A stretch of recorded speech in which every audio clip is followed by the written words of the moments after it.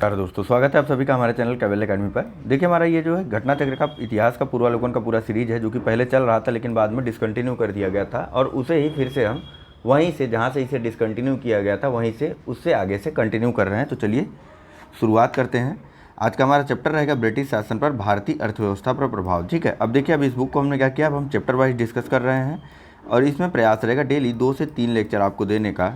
तो चलिए शुरुआत करते हैं। हमारी पूरी कोशिश रहेगी कि एग्ज़ाम के पहले पहले यह पूरा आपका कंप्लीट करवा दिया जाए, मॉडर्न हिस्ट्री को कम से कम। तो चलिए बात करते हैं पहले प्रश्न की, सीधा प्रश्नोत्तर की तरफ चलते हैं। इसके बारे में भी बात करते हैं हम लोग, आपको पता है निश्चित रूप से बात करते हैं, कुछ भी चीज़ें छोड़ते नहीं हैं।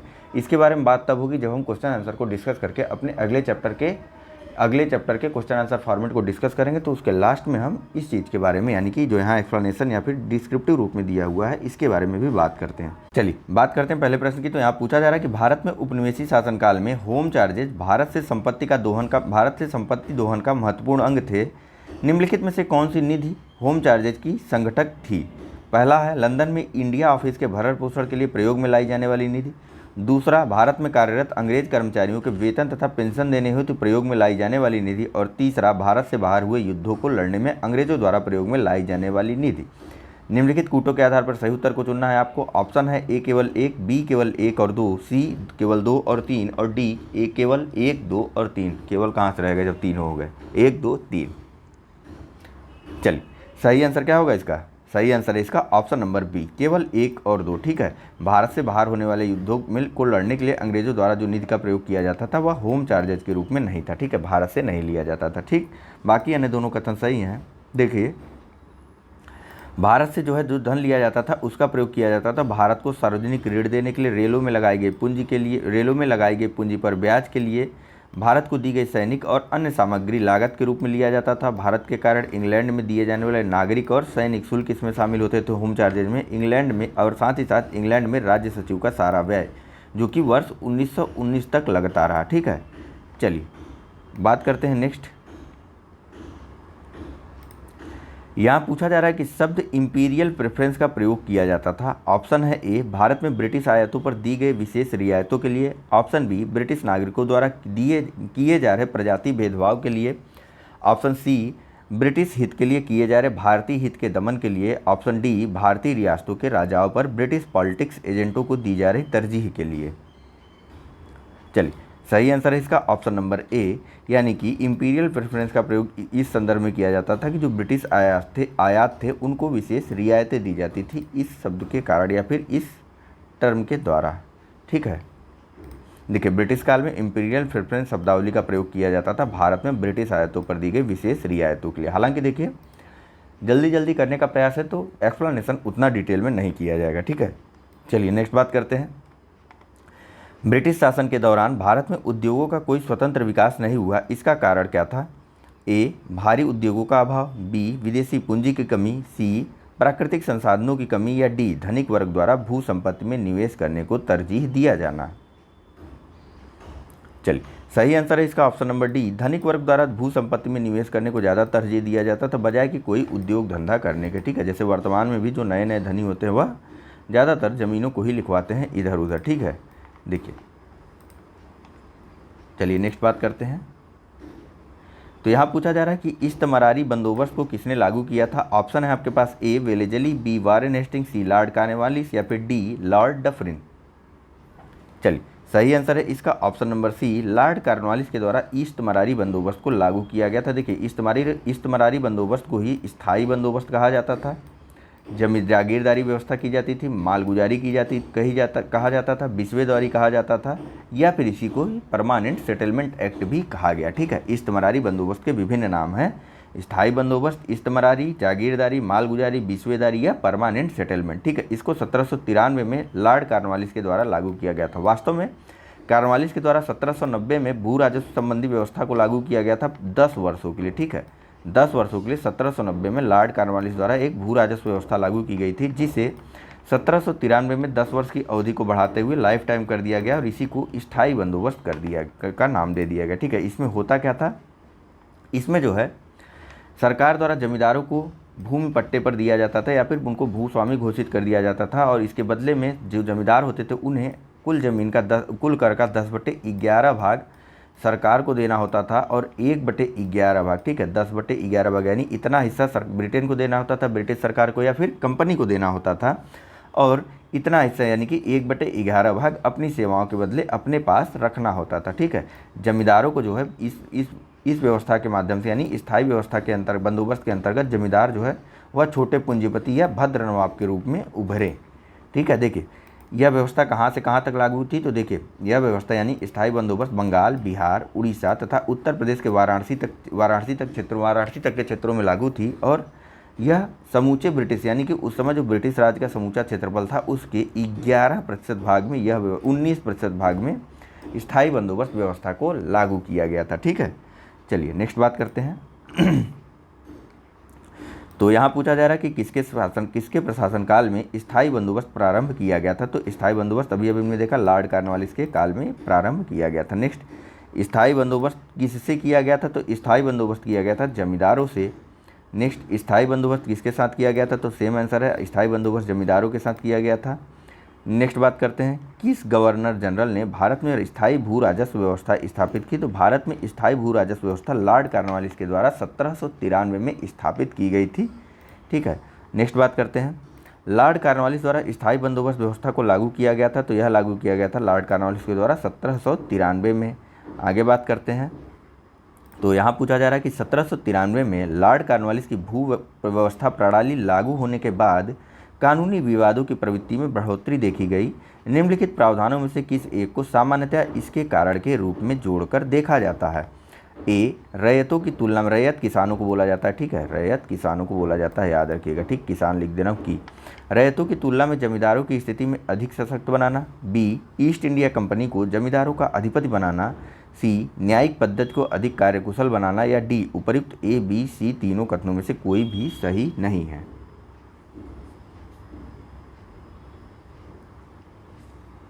चलिए, सही आंसर है इसका ऑप्शन नंबर डी, उपर्युक्त तीनों कथनों में से कोई भी कथन सही नहीं है, क्योंकि जो केस व्यवस्था शुरू हुई स्थायी बंदोबस्त के बाद उसके विभिन्न कारण थे। आइए देखिए, तो देखिए लगान रहित भूमि अनुदान हो गया था, उस समय पता ही नहीं था कौन सी भूमि लगान रहित भूमि अनुदान है। चारागाह की भूमि, प्रति भूमि, ठीक, जो लगान रहित भूमि थी, अनुदान स्वरूप जो भूमि दी जाती थी, चारागाह या प्रति आदि भूमि कौन सी थी यह निर्धारित नहीं हो पाया था, ठीक है। तो जमींदारों द्वारा क्या किया गया, जो भूमि लगान रहित थी उन पर भी लगान वसूला गया, जो भूमि चारागाह के लिए थी उन पर भी लगान वसूला गया, जो प्रति भूमि थी उस पर भी लगान वसूला गया। तो इस प्रकार से हुआ क्या, इस प्रकार से किसानों और जमींदारों के मध्य विवाद धीरे धीरे बढ़ते गए, और इस कारण से क्या हुआ, इस कारण से न्यायालयों में विवादों की संख्या भी बढ़ती गई, ठीक है। इसके साथ साथ जमींदारों एवं कृषकों के बीच अनेक मध्यस्थ थे, ठीक है। अनेक मध्यस्थ किस प्रकार के, तो देखिए जमींदार तो शहर में रहता था, पैसे वाला वर्ग जो धनी वर्ग था, अभी हमने बात की ना, धनी वर्ग जो है भू संपत्तियों में निवेश करने को तरजीह देने लगा था, इसी वजह से वह उद्योगों का विकास में नहीं लगा था, या उद्योगों का विकास उस समय नहीं हुआ था। तो जो शहर में जमींदार रहता था, वो रहता था, धनी वर्ग रहता था, उसके द्वारा गाँवों में निवेश किया जाता था। अब वह गाँव में जाके तो रहता नहीं था, ठीक, तो उसके द्वारा कुछ लोगों को नियुक्त कर दिया जाता था वसूली के लिए। अब इनके बीच विवाद हो रहा, बात तो इनकी हुई थी, बात और किसानों और जमींदारों की थी, लेकिन वसूली का काम यह कर रहे हैं तो झगड़ा इनके द्वारा किया जाने लगा, ठीक है। तो जमींदारों और इनके बीच बिचौलिए भी काफ़ी आ गए थे, इस कारण विवादों की संख्या, कानूनी विवादों की संख्या अत्यधिक बढ़ गई थी, ठीक है। चलिए नेक्स्ट बात करते हैं, थोड़ा डिटेल में हो गया, इतना डिटेल में डिस्कस नहीं करना है। नेक्स्ट बताइए, चीर स्थायी बंदोबस्त, ठीक है, स्थायी बंदोबस्त को ही चीर स्थायी बंदोबस्त भी कहा जाता है, ठीक है, परमानेंट सेटलमेंट। चीर स्थायी बंदोबस्त 1793 के अंतर्गत जमींदारों से अपेक्षा की गई थी कि वे खेतिहरों को पट्टा जारी करेंगे। अनेक जमींदारों ने पट्टा जारी नहीं किया, इसका क्या कारण था। ए, जमींदारों के ऊपर किसानों का विश्वास। बी,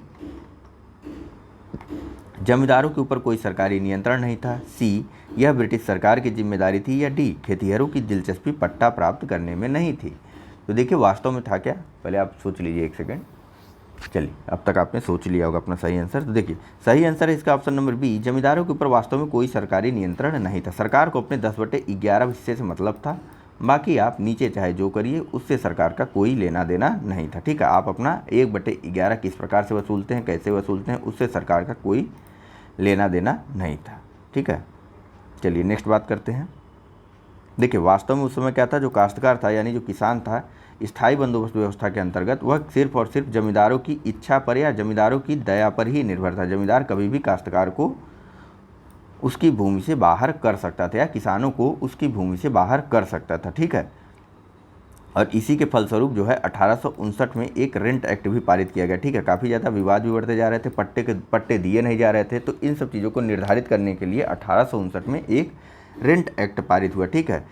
3 दशक पहले ही कुछ जिलों बंगाल, बिहार, और इसके कारण यह था कि इसके कुछ समय पहले ही बंगाल, बिहार और उड़ीसा में काफ़ी जगहों पर जो है वह किसान आंदोलन भी होने लगे थे, ठीक है। देखिए, किसान काश्तकार क्या थे, वह मनचाहा लगान भी वसूल करते थे किसानों से, न देने पर वे किसानों को उनकी ज़मीन से बेदखल भी कर देते थे। नेक्स्ट, बिहार में परमानेंट सेटलमेंट लागू करने का क्या कारण था? तो जमींदारों द्वारा ज़मीन पर, ऑप्शन ए है जमींदारों का ज़मीन पर अधिकार न रहना, बी जमींदारों के लिए ज़मीन पर वंश परंपरागत अधिकार को स्वेच्छा से हस्तांतरित करने का अधिकार, बी भू राजस्व का निर्णय करना, सी जमींदारी प्रथा का निर्मूलन करना। चलिए, सही आंसर है इसका ऑप्शन नंबर सी। बिहार में जो परमानेंट, बिहार नहीं, सीधे सीधे परमानेंट सेटलमेंट एक्ट को लेकर के चलिए, ठीक है। परमानेंट सेटलमेंट एक्ट को लागू करने का निर्णय था भू राजस्व का निर्णय करना, ठीक। तो आप सही आंसर दे देंगे। बिहार के ऊपर चलेंगे तो कंफ्यूज हो जाएंगे। डेट एग्जैक्ट अगर आपको याद करनी हो तो 22 मार्च 1793 को परमानेंट सेटलमेंट या फिर स्थायी बंदोबस्त या चीर अस्थायी या इस्तमरारी या जागीरदारी या बाल गुजारी या बीसवेदारी व्यवस्था को लागू किया गया था बंगाल, बिहार, उड़ीसा, उत्तर प्रदेश के वाराणसी क्षेत्रों तक, ठीक है। और यह ब्रिटिश भारत के लगभग 19% हिस्सा इसमें शामिल था, ठीक। जमींदारों को 10/11 हिस्सा कंपनी को देना होता था कुल कर का, और 1/11 हिस्सा वह अपने पास रखते थे। इस व्यवस्था के लागू होने के बाद विवादों की संख्या भी अत्यधिक बढ़ गई थी। किस कारण बढ़ गई थी? क्योंकि कोई भी निर्धारित क्षेत्र नहीं था कि किस क्षेत्र से लगान वसूला जाएगा, किस क्षेत्र से लगान नहीं वसूला जाएगा। जैसे कि लगान रहित अनुदान भूमि, चारागाह, प्रतिभूमि आदि प्रकार की भूमियों से भी लगान वसूले जाने लगे थे, और साथ ही साथ जमींदारों और किसानों के बीच अनेक बिचौलिए भी आ गए थे। इस वजह से भी विधिक विवादों की संख्या काफ़ी ज़्यादा बढ़ गई थी, ठीक। टोटल एकदम होल सोल आपको मिल गया, ठीक है। देखिए, 1790 में कार्नवालिस द्वारा एक व्यवस्था लागू की गई थी भू राजस्व वसूली के लिए 10 वर्ष के लिए, लेकिन बाद में इसे बढ़ा करके क्या कर दिया गया? बाद में इसे बढ़ा करके कर दिया गया 22 मार्च 1793 को स्थायी रूप से लागू कर दिया गया, ठीक है। भू राजस्व की एक निश्चित राय पहले से ही इसमें तय कर दी जाती थी, ठीक है। जमींदारों से कितनी भू राजस्व वसूल करनी है यह एक निश्चित राय के रूप में बता दिया जाता था उनसे। नेक्स्ट, रिक्त स्थान की आपको पूर्ति करनी। डैश में बंगाल और बिहार में भूमि पर किराएदारों के अधिकार को बंगाल किराएदारी अधिनियम द्वारा दिया गया। ए 1885, बी 1886, बी सी 1889 या डी 1900।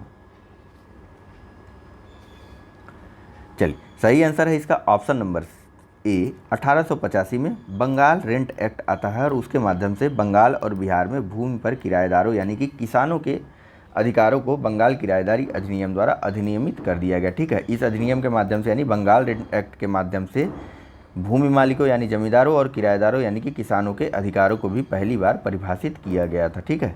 चलिए, नेक्स्ट बात करते हैं अगले प्रश्न के बारे में। निम्नलिखित कथनों में से कौन ब्रिटिश शासन के दौरान भारत में रैयतवाड़ी बंदोबस्त के प्रारंभ किए जाने से संबद्ध था? ऑप्शन है आपके पास ए पहला लॉर्ड कॉर्नवालिस, दूसरा अलेक्जेंडर रीड, तीसरा टॉमस मुनरो। आपको बताना है नीचे दिए कूट का प्रयोग करके सही उत्तर कौन सा है। ऑप्शन है ए केवल 1, बी केवल 1 और 3, सी 2 और 3 या फिर डी 1, 2 और 3। चलिए भैया, सही आंसर है इसका अलेक्जेंडर रीड और टॉमस मुनरो, यानी कि 2 और 3 जो है यह रैयतवाड़ी व्यवस्था से या रैयतवाड़ी बंदोबस्त से संबंधित है, ठीक है। देखिए, अलेक्जेंडर रीड को ही कैप्टन रीड भी बोला जाता है, ठीक है। अलेक्जेंडर रीड को कहीं कहीं आप कैप्टन रीड भी पढ़ते हैं, ठीक है। तो दोनों नाम याद रखिएगा, अलेक्जेंडर रीड या कैप्टन रीड दोनों एक ही व्यक्ति हैं। वहीं सर टॉमस मुनरो के बारे में भी जानते रहिएगा। चलिए, बात कर लेते हैं थोड़ी सी रैयतवाड़ी बंदोबस्त के बारे में। तो देखिए, रैयतवाड़ी व्यवस्था को सबसे पहले मद्रास प्रेसिडेंटी में अलेक्जेंडर रीड द्वारा 1792 ईस्वी में तमिलनाडु के बारामहल क्षेत्र में लागू किया गया था, ठीक है। इसके बाद टॉमस मुनरो ने 1809 में इसको कुछ क्षेत्रों में लागू किया, लेकिन बाद में 1820 में टॉमस मुनरो द्वारा ही जब वो मद्रास के गवर्नर बन गए तो उनके द्वारा इस व्यवस्था को संपूर्ण मद्रास में लागू कर दिया गया।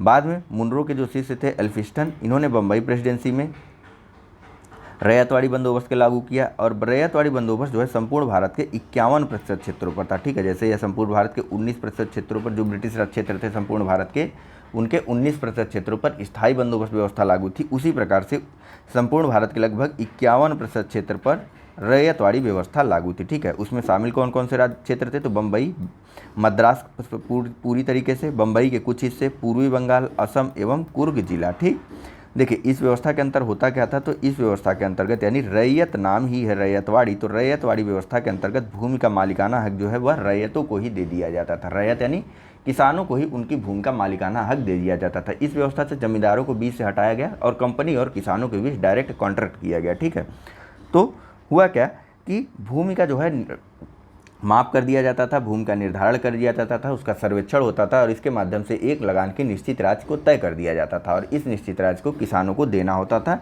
ठीक है, देने के लिए किसानों से बातचीत होती थी, जो बातचीत हो जाती थी तो किसान अगर राजी हो जाते थे तो कंपनी और किसानों के बीच एक पट्टा हो जाता था या फिर एग्रीमेंट हो जाता था और उसी एग्रीमेंट के अंदर रैयत जो है वह सीधे और व्यक्तिगत रूप से भू राजस्व को अदा करते थे। ठीक है, इस व्यवस्था में यानी रैयतवाड़ी व्यवस्था में सन 1836 में विनगेट और गोल्ड स्मिथ के द्वारा कुछ सुधार भी किए गए थे। ठीक, तो मेरे ख्याल से काफ़ी कुछ पता चल गया आपको। रैयतवाड़ी व्यवस्था में आप कहीं भी गलत नहीं करेंगे अपने उत्तर को। देखिए सर टॉमस, नेक्स्ट प्रश्न पे चलते हैं। पूछा जा रहा है कि सर टॉमस मुनरो भू राजस्व बंदोबस्त से संबद्ध है, तो सर टॉमस मुनरो रैयतवाड़ी व्यवस्था से संबंध है। ठीक है, नेक्स्ट ब्रिटिश शासन व्यवस्था में रैयतवाड़ी भू राजस्व संग्रह प्रचलित था। बताइए कहाँ कहाँ पर? उत्तरी भारत में या पूर्वी भारत में या फिर पश्चिमी भारत और दक्षिणी भारत में? तो इसका सही आंसर ऑप्शन सी और डी दोनों हो जाएगा। हमने पढ़ा बम्बई और मद्रास प्रेसिडेंसी, बम्बई पश्चिम में है, मद्रास दक्षिण में। ठीक है, दोनों क्षेत्रों में यह प्रसिद्ध था। बम्बई में इसे किसने लागू किया था रैयतवाड़ी व्यवस्था को? बताइए। बम्बई में टॉमस मुनरो के जो शिष्य थे एल्फिस्टन, उनके द्वारा बम्बई प्रेसिडेंसी के कुछ क्षेत्रों में रैयतवाड़ी व्यवस्था को लागू किया गया था। ठीक है, चलिए नेक्स्ट बताइए। मद्रास के रैयतवाड़ी बंदोबस्त से कौन संबंधित रहा? A Malcolm, B Metcalfe, C Munro या डी एल्फिस्टन? चलिए सही आंसर है option number C. Sir Thomas Munro ने 1820 में संपूर्ण मद्रास में और 1809 में मद्रास के कुछ क्षेत्रों में, ठीक 1809 में मद्रास के कुछ क्षेत्रों में, लेकिन 1820 में जब वे मद्रास के गवर्नर बने सर टॉमस मुनरो, तो उनके द्वारा जो है रैयतवाड़ी व्यवस्था को संपूर्ण मद्रास में लागू कर दिया गया था। ठीक है, वहीं एल्फिस्टन जो है या बम्बई प्रेसिडेंसी से संबंधित है। ठीक है, इनके द्वारा रैयतवाड़ी व्यवस्था को बम्बई प्रेसिडेंसी के कुछ क्षेत्रों में लागू किया गया था। ठीक है, नेक्स्ट क्वेश्चन देखिए। तो यहाँ पूछा जा रहा है कि रैयतवाड़ी प्रथा प्रारंभ की थी ए टॉमस मुनरो, बी मार्टिन हब्बर्ड, सी कार्नवालिस, डी लॉर्ड डलहौजी। चलिए आंसर गलत, ऑप्शन गलत नहीं है। ठीक है, रैयतवाड़ी व्यवस्था को प्रथा को प्रारंभ किया गया था सर टॉमस मुनरो के द्वारा। ठीक है, हालांकि अगर एलेक्जेंडर रीड ऑप्शन में रहता या कैप्टन रीड ऑप्शन में रहता तो आपको उसके साथ जाना था, क्योंकि इनके द्वारा सबसे पहले 1792 में तमिलनाडु के बारामहल जिले में रैयतवाड़ी व्यवस्था को लागू किया गया था। ठीक है, चलिए नेक्स्ट। अंग्रेजों ने रैयतवाड़ी बंदोबस्त कहाँ लागू किया था? A Bengal presidency, B Madras presidency, C Bombay presidency या डी मद्रास और बम्बई प्रेसिडेंसी? चलिए तो जो ज़्यादा है उसकी तरफ चलेंगे। अंग्रेजों द्वारा मद्रास और बम्बई प्रेसिडेंसी में रैयतवाड़ी व्यवस्था को या रैयतवाड़ी बंदोबस्त को लागू किया गया था। ठीक है, मद्रास प्रेसिडेंसी में सर टॉमस मुनरो के द्वारा, बम्बई प्रेसिडेंसी में टॉमस मुनरो के जो शिष्य थे एल्फिस्टन, उनके द्वारा यह व्यवस्था लागू की गई थी। नेक्स्ट, अंग्रेजों ने रैयतवाड़ी व्यवस्था सर्वप्रथम आरंभ की थी Bengal presidency, Bombay presidency, Agra presidency या मद्रास प्रेसिडेंसी में? चलिए सही आंसर है option number D, Madras presidency में 1820 में सबसे पहले जो है रैयतवाड़ी व्यवस्था को चालू किया गया था। हालांकि तमिलनाडु क्षेत्र में 1792 में ही इस व्यवस्था को अलेक्जेंडर रीड के द्वारा चालू कर दिया गया था। नेक्स्ट बात करते हैं अगले क्वेश्चन की। तो यहाँ पूछा जा रहा है कि रैयतवाड़ी बंदोबस्त के संदर्भ में निम्नलिखित कथनों पर विचार कीजिए। पहला कथन है कि किसानों द्वारा लगान सीधे सरकार को दिया जाता था। कथन 2 है कि सरकार रैयतों को पट्टे देती थी और कथन 3 है कि कर लगाने के पूर्व भूमि का सर्वेक्षण और मूल्य निर्धारण किया जाता था। आपको बताना है कि उपरोक्त कथनों में से कौन सा कथन सही है। ऑप्शन है ए केवल 1, बी केवल 1 और 2, सी 1, 2 और 3 या डी कोई भी नहीं। चलिए अभी आपको बताया गया जब रैयतवाड़ी व्यवस्था पर चर्चा हो रही थी कि तीनों ही कथन सही हैं।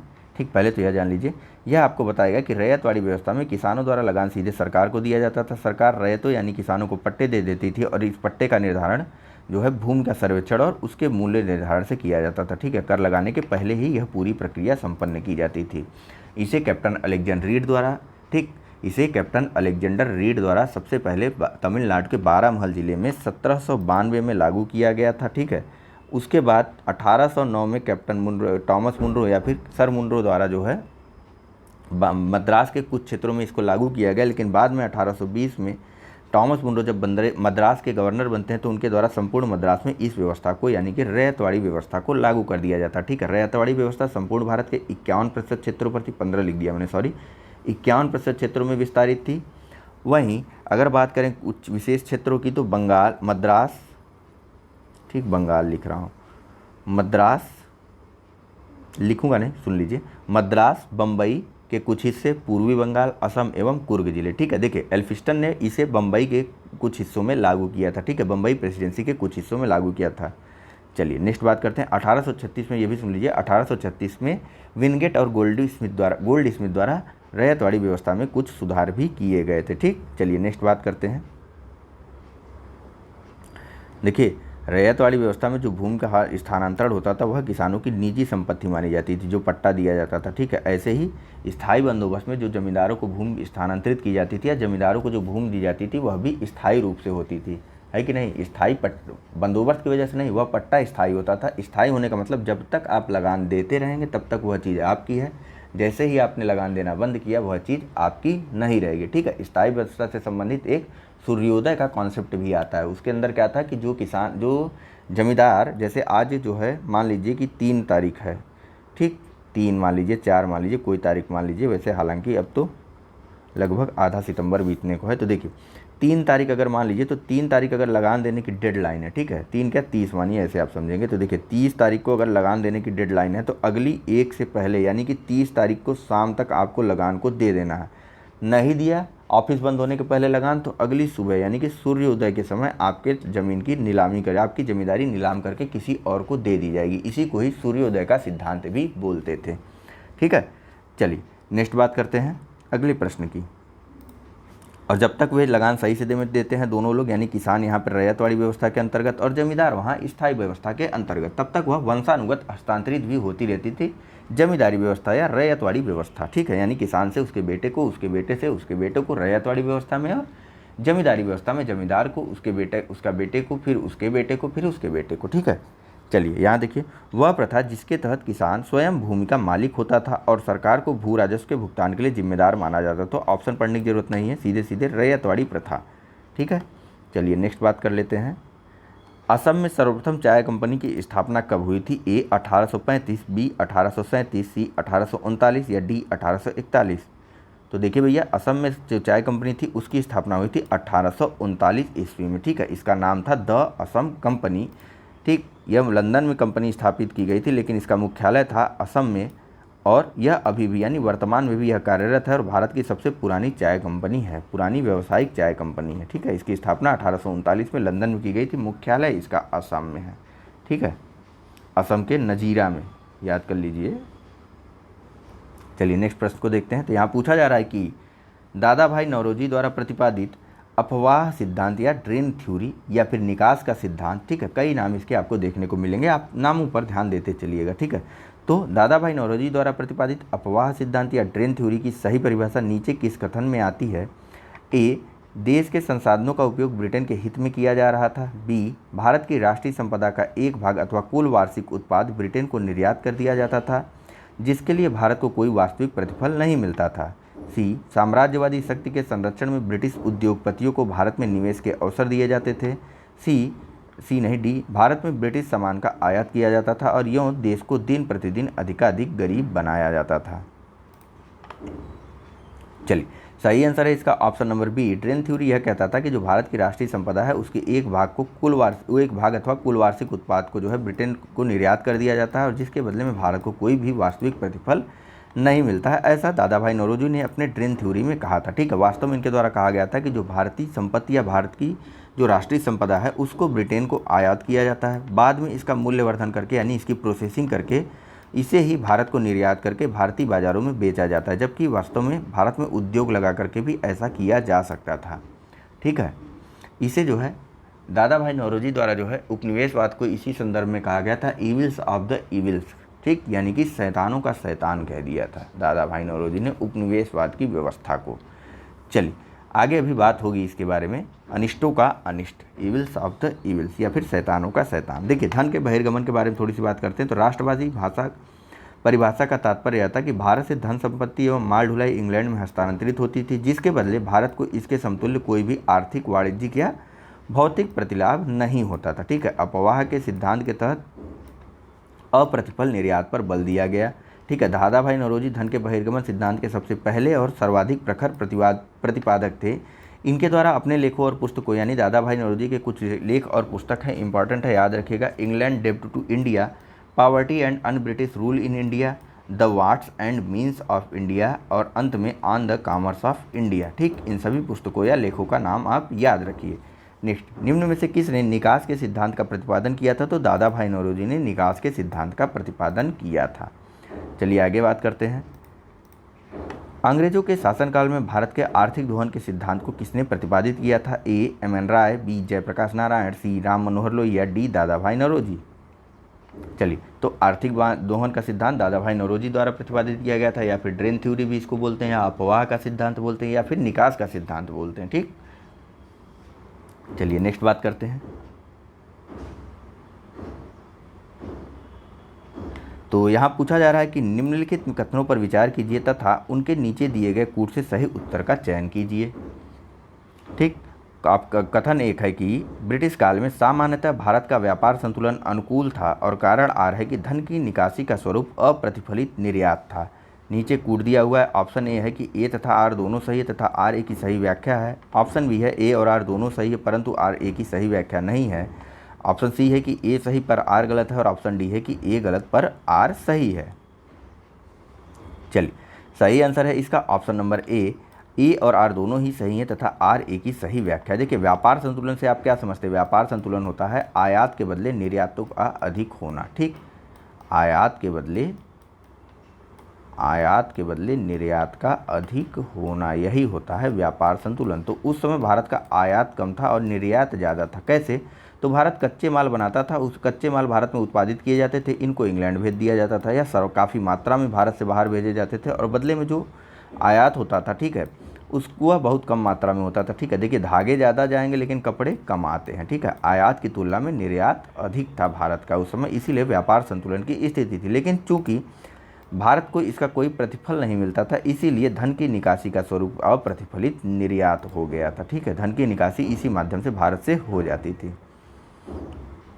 कैसे? तो देखिए, व्यापार की तुलना में निर्यात अधिक होता था, लेकिन ईस्ट इंडिया कंपनी के धन के निष्कासन के स्रोत क्या क्या थे? तो जान लीजिए और याद रखिएगा। व्यापारिक एकाधिकार से प्राप्त लाभ, कंपनी के कर्मचारियों को वेतन एवं पेंशन, कंपनी के निवेशकों को दिया जाने वाला लाभांश, कंपनी द्वारा जो पैसा इंग्लैंड भेजा जाता था, इस क्रम में वही पैसा पुनः भारत में विदेशी ऋण या पूंजी निवेश के स्रोत के रूप में भारत में पहुंच जाता था।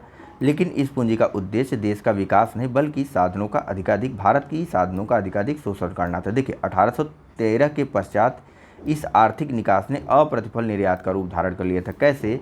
कि 1813 में कंपनी के व्यापारिक एकाधिकार को समाप्त कर दिया गया था, और उसके बाद अब संपूर्ण ब्रिटिश प्रजा, यानी कि ब्रिटिश राज्य के जितनी भी क्षेत्र हैं सबकी प्रजा जो है भारत से निर्यात या आयात, अथवा भाइयों कहें कि भारत से व्यापार कर सकती थी। तो उनके द्वारा किया क्या गया? हमारे कच्चे मालों को अधिकाधिक अपने पास आयातित किया गया, और अपने बनाए हुए माल को भारत में अधिकाधिक भेजा गया, निर्यात किया गया। ठीक, इस प्रकार से भारत की कृषि में भी काफ़ी बदलाव हुए। देखिए, कृषि में भी वाणिज्यिक स्तर पर चीज़ें बदलती गई। किसानों को लगा कि यह चीज़ की खेती करेंगे तो हम लगान आसानी से चुका देंगे। देखिए, रैयत व्यवस्था में लगान का स्वरूप नकदी था। ठीक है, पहले लगान अनाजों के स्वरूप में लिया जाता था, लेकिन बाद में अनाज नकदी स्वरूप में लिए जाने लगे। तो जो नकदी फसलें थी उनका उत्पादन किसान ज़्यादातर करने लगे, और नकदी फसलों में जैसे चाय, रबड़, कॉफ़ी, कहवा इत्यादि चीज़ें हैं, अफीम, गन्ना, इन सब चीज़ों का किसान उत्पादन करने लगे, नकदी फसलों का। इनके द्वारा नकदी फसलें तत्काल बिक जाती थी। तो नकदी फसलें जब तत्काल बिकती थी तो वह जो है किसान अपना कर चुका देते थे। ठीक, कर चुका के वह अपनी ज़मीन ऐसे तैसे बचा लेते थे। अब जब नकदी फसलों का निर्यात हो गया तो निर्यात तो ज़्यादा हो गया, लेकिन बाद में उसको प्रोसेसिंग करके उसकी भारत को ही निर्यात किया जाता था, और इसे महंगे माल में भारत को ही बेचा जाता था। इस प्रकार से आर्थिक दोहन का सिद्धांत भी भारत में आया। इसी प्रकार से जो है धीरे धीरे अकाल की स्थिति आई, क्योंकि पहले किसान खाद्य उत्पादन में लगा रहता था, लेकिन बाद में उसने खाद्यों के उत्पादन को छोड़ करके नकदी फसलों का उत्पादन शुरू किया, और यह भारत में अकाल का कारण बना, जिसके कारण आप देखेंगे कि लगातार अकाल की स्थिति या अकाल की घटनाएं बढ़ती गईं, और इसी के कारण अनेक किसान विद्रोह भी शुरू हो गए, विवाद काफ़ी ज़्यादा होने लगे थे। ठीक, यह सब आर्थिकी का परिणाम था। ठीक है, देखिए 1914 के पहले भारत में अंग्रेजी पूंजी निवेश केवल उन आर्थिक उपरिही साधनों पर लगाए गए थे जैसे रेलवे, सड़क, व्यापारिक जहाज तथा खनिज उद्योग। खनिज उद्योगों में भी कोयला एवं सोना एवं वित्तीय संस्थाओं जैसे बैंक, बीमा एवं वित्तीय निगम, ये सब ऐसे संस्थान थे जो अंग्रेजी उद्योगों के अनुपूरक थे तथा इनमें भारतीय औद्योगिक विकास का कोई स्थान नहीं था। नौरोजी ने इसी को अनिष्टों का अनिष्ट कहा या फिर इविल्स ऑफ ऑल इविल्स की संज्ञा दी। ठीक है, और भारत इसी के कारण काफ़ी ज़्यादा निर्धन हो गया था। आपको मैंने बताया सारी चीज़ें। चलिए नेक्स्ट बताइए, निम्नलिखित में से कौन भारत में उपनिवेशवाद का आर्थिक आलोचक था? ए दादा भाई नौरोजी, दूसरा जी सुब्रमण्यम, तीसरा आरसी दत्त। चलिए, यह तीनों ही भारत में उपनिवेशवाद के आर्थिक आलोचक थे। ठीक, तीनों के तीनों ही कथन नाम सही हैं। देखिए थोड़ी बातें इनके बारे में भी कर लेते हैं। तो देखिए जो आर्थिक आलोचक रहे प्रमुख रूप से, उनके नाम आप जान लीजिए। सबसे प्रमुख योगदान तो इन तीन लोगों का था, दादा भाई नौरोजी, महादेव गोविंद रानडे और आईसीएस अधिकारी रमेश चंद्र दत्त यानी कि आरसी दत्त। इनके द्वारा जो है भारत के आर्थिक दोहन या फिर आर्थिक शोषण का काफ़ी ज़्यादा आलोचना किया गया था। वहीं अगर अन्य आर्थिक क्या कहेंगे उनको आलोचकों के बारे में बात करेंगे, अंग्रेजों की आर्थिक नीति के आलोचकों के बारे में बात करें तो जी वी जोशी, जी सुब्रमण्यम अय्यर जो कि द हिंदू समाचार पत्र के संस्थापक एवं संपादक भी थे, गोपाल कृष्ण गोखले और पृथ्वीश चंद्र राय। ठीक है, इन अनेक राजनीतिक कार्यकर्ताओं एवं पत्रकारों द्वारा तत्कालीन आर्थिक या अर्थव्यवस्था के पहलुओं का काफ़ी ज़्यादा आलोचना की गई। ठीक है, और यह सभी इस निष्कर्ष पर पहुंचे थे कि भारत के आर्थिक विकास के रास्ते में सबसे बड़ी जो बाधा है वह है उपनिवेशवाद। चलिए नेक्स्ट बात कर लेते हैं। तो यहाँ पूछा जा रहा है कि निम्नलिखित में से कौन दादा भाई नौरोजी के उत्सारण सिद्धांत में विश्वास नहीं करते? कि ड्रेन थ्योरी का फिर एक अलग नाम आपको मिला, उत्सारण सिद्धांत। और किसके पहले क्या आपने देखा बताइए? इसके पहले आपने देखा निकास का सिद्धांत, इसके पहले आपने देखा धन निकासी का सिद्धांत या धन बहिर्गमन का सिद्धांत या अपवाह का सिद्धांत, और क्या देखा?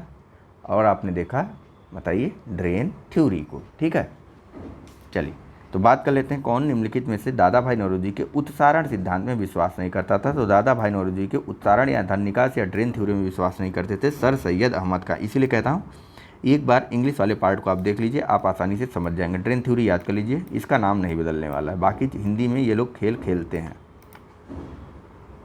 ठीक है, देखिए सर सैयद अहमद खान जो थे वो ब्रिटिश शासन के प्रति वफादार थे। उनका मानना था कि जो मुस्लिम समाज का विकास है वे भारत में आंग्ल सत्ता या फिर अंग्रेज़ों की सत्ता के बने रहने में ही संभव है। इसी कारण वह कई चीज़ों की आलोचना करते रहते थे मुखर रूप से। Next, poverty and un British rule in India नामक पुस्तक के लेखक कौन थे? तो बताइए दादा भाई नौरोजी। आपको बताया कि इनके द्वारा poverty and un British rule in India और means and the watts and means of India, England डेब्ट to India, on the commerce of India नामक पुस्तक या फिर लेख लिखे गए थे। ठीक है, इनके बारे में थोड़ी चीज़ें जानिए। दादा भाई नौरोजी के बारे में यहाँ बात की गई तो चलिए जान लेते हैं, इंपॉर्टेंट है। देखिए दादा भाई नौरोजी और WC बनर्जी द्वारा 1865 में लंदन में इंडिया सोसाइटी का गठन किया गया। ठीक है, इसका नाम था लंदन इंडिया सोसाइटी। ठीक है, इसका कार्य था लंदन में भारतीयों के दुखों दर्दों का प्रचार करना। ठीक है, वास्तव में इन सबका मानना था कि लंदन की जो प्रजा है उनको भारतीयों के बारे में बताया जाए कि कैसी कैसी संकट की स्थिति भारतीयों के आगे अंग्रेजों द्वारा खड़ी की जा रही, तो वे जो है अंग्रेजी संसद पर दबाव बनाएंगे और इस माध्यम से वे अंग्रेजी संसद द्वारा भारत के हित में कोई न कोई नया विधि या लॉ बनवा सकते हैं। ठीक है, इस कारण लंदन इंडिया सोसाइटी की स्थापना 1865 में WC बनर्जी और दादा भाई नौरोजी के द्वारा की गई। देखिए 1892 में लिबरल पार्टी या फिर उदारवादी दल के टिकट पर ब्रिटिश हाउस ऑफ कॉमन्स में दादा भाई नौरोजी को चुना गया। वे ऐसे पहले भारतीय थे जिन्हें ब्रिटिश हाउस ऑफ कॉमन्स में चुना गया था। ठीक है, दादा भाई नौरोजी की पुस्तकों के बारे में बात हो गई। इन्होंने धन के बहिर्गमन या धन के निकास का सिद्धांत भी किया था जिसमें आर्थिक दुर्व्यवस्था के बारे में बताया गया था। Next, British house of Commons में चुने जाने वाले दादा भाई नौरोजी प्रथम भारतीय थे। उन्होंने इस दल के टिकट पर चुनाव लड़ा। ए उदारवादी दल, बी मजदूर दल, सी कंजर्वेटिव दल, डी साम्यवादी दल या ई उपयुक्त में से कोई नहीं है या उपयुक्त में से एक से अधिक। चलिए सही आंसर है इसका ऑप्शन नंबर ए उदारवादी दल या फिर लिबरल पार्टी के दल से इन्होंने 1892 में चुनाव जीता था। नेक्स्ट, ब्रिटिश शासन के समय अर्थव्यवस्था को खोखला करने इकोनॉमिक ड्रेन के सिद्धांत के बारे में पुस्तक लिखी थी। ए लाला लाजपत राय, बी महात्मा गांधी, सी पंडित जवाहरलाल नेहरू, डी दादा भाई नौरोजी ने लिखी थी इकोनॉमिक ड्रेन की पुस्तक। नाम क्या था? Poverty and un British rule in India. या फिर आप ways and means of commerce को भी याद कर रखिएगा या फिर याद रखिएगा on the commerce of India को या फिर याद रखिएगा इंग्लैंड डेब्ट टू इंडिया। दादा भाई नौरोजी ने evils of the all evils की संज्ञा दी ब्रिटिश उपनिवेशवाद को या फिर अनिष्टों का अनिष्ट कहा था। ठीक। नेक्स्ट, अनुद्योगीकरण के संदर्भ में निम्नलिखित में से कौन सा कथन सही है? पहला, यह प्रक्रिया 1813 में प्रारंभ हुई। दूसरा, ईस्ट इंडिया कंपनी के व्यापारिक एकाधिकार की समाप्ति ने इस प्रक्रिया को और तेज कर दिया। आपको नीचे दिए कूट से सही उत्तर को चुनना है। ऑप्शन है ए केवल एक, बी केवल दो, सी एक और दो दोनों, या डी न तो एक न ही दो। चलिए, सही आंसर है इसका ऑप्शन नंबर सी, एक और दो दोनों ही कथन सही है। ठीक है, देखिए अनुद्योगीकरण की प्रक्रिया को 1813 में जब ब्रिटिश कंपनी के एकाधिकार को समाप्त कर दिया गया और उसके साथ साथ भारतीय क्षेत्र को समस्त ब्रिटेन की प्रजा के लिए खोल दिया गया। ठीक है, ब्रिटेन की समस्त प्रजा को पूर्वी विश्व के साथ व्यापार की अनुमति दे दी गई। ठीक है, और यहीं से शुरू होती है भारत में अनुद्योगीकरण की प्रक्रिया, क्योंकि उस समय इंग्लैंड में औद्योगिक क्रांति काफ़ी ज़्यादा बढ़ गई थी और अपनी औद्योगिक क्रांति को विस्तार देने के लिए इंग्लैंड द्वारा इस अधिनियम को लाया गया। और उसको जो है औद्योगिक क्रांति की जब ब्रिटेन में काफ़ी ज़्यादा बढ़ गई तो उनको कच्चे माल की ज़रूरत पड़ी और उस कच्चे माल की आपूर्ति उनके द्वारा भारत से की जाती थी और बाद में प्रोसेस्ड माल को भारत में बेच दिया जाता था। ठीक है, भारत क्या बन गया 1813 के बाद? भारत 1813 के बाद ब्रिटिश उत्पादों का बाजार बन करके रह गया था। ठीक है, हथकरघा उद्योग, कई उद्योग भारत में नष्ट होने लगे थे। नेक्स्ट, निम्नलिखित कथनों पर विचार कीजिए। दादा भाई नौरोजी की भारतीय राष्ट्रीय आंदोलन को सर्वाधिक प्रभावी देन क्या थी? पहला, उन्होंने इस बात को अभिव्यक्त किया कि ब्रिटेन भारत का आर्थिक शोषण कर रहा है। दूसरा, उन्होंने प्राचीन भारतीय ग्रंथों की व्याख्या की और भारतीयों में आत्मविश्वास जगाया। और तीसरा है उन्होंने सभी सामाजिक बुराइयों के निराकरण की आवश्यकता पर सर्वोपरि जोर दिया। आपको बताना है कि उपयुक्त में से कौन सा कथन सही है। ऑप्शन है ए केवल एक, बी केवल दो और तीन, और सी एक और तीन, या डी एक दो तीन। देखिए, सही आंसर है, आपको कई बार बताया गया केवल और केवल एक। ठीक, सी पे नहीं, एक सेकेंड, केवल और केवल एक, यानी कि दादा भाई नौरोजी ने इस बात को अभिव्यक्त किया कि ब्रिटेन भारत का आर्थिक शोषण कर रहा है। ठीक है, चलिए नेक्स्ट बात करते हैं। तो यहाँ पूछा जा रहा है कि किसने यह विचार व्यक्त किया कि भारत में ब्रिटिश आर्थिक नीति घिनौनी है? ए बीजी तिलक या बाल गंगाधर तिलक, बी दादा भाई नौरोजी, सी कार्ल मार्क्स, या फिर डी एडम स्मिथ। चलिए, सही आंसर है इसका option number C, Karl Marx ने यह कहा कि भारत में जो ब्रिटिश आर्थिक नीति है वह अत्यंत ही घिनौनी है। इनके द्वारा उदाहरण दिया गया जो हथकरघा उद्योग थे या सूत काटने या धागे को बुनने वाले जो व्यक्ति थे, चरखा चलाने वाले जो व्यक्ति थे, इन सब के बारे में लेकर के उदाहरण दिया गया। ठीक है, इनके द्वारा कहा गया कि जो कार्ल मार्क्स ने क्या कहा था कि जो ब्रिटिश आर्थिक नीति है वह घिनौती है। अंग्रेजी हस्तक्षेप से जो सूत काटने वाला है वह तो इंग्लैंड के लंकाशायर शहर में रहता है, लेकिन जो धागों को बिनने वाला है वह बंगाल में रहता है और उसका आर्थिक आधार ही अब समाप्त हो गया है। ठीक, चलिए नेक्स्ट क्वेश्चन की बात करते हैं। ठीक है, देखिए अंग्रेज़ों के आने के पहले ना कार्ल मार्क्स उदाहरण भी देते हैं कि अंग्रेज़ों के आने के पहले लाखों चरखों और हथकरघों ने असंख्य काटने वाले बुनकरों को जन्म दिया था और वे समाज के केंद्र बिंदु में भी थे। लेकिन अंग्रेज़ों के आने के बाद इस देश में विदेशी सूती कपड़ों की मानो बाढ़ सी आ गई थी। यहाँ से धागे जाते थे, वहाँ से कपड़े आते थे और हमारे उद्योग धंधे धीरे धीरे नष्ट होना शुरू हो गए और उनको विकास करने का अवसर ही नहीं मिला कि वह मशीनों से यानी हाथ वाले करघों से धीरे बढ़कर मशीनों पर आए।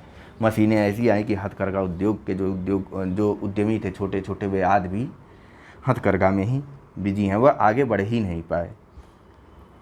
नेक्स्ट, दक्षिण भारत में सिंचाई व्यवस्था का अग्रदूत किसे माना जाता है? ए सर आर्थर कॉटन को, बी कर्नल बेयर्ड स्मिथ को, सी लेफ्टिनेंट ब्लेन को, या डी कर्नल रॉबर्ट स्मिथ को।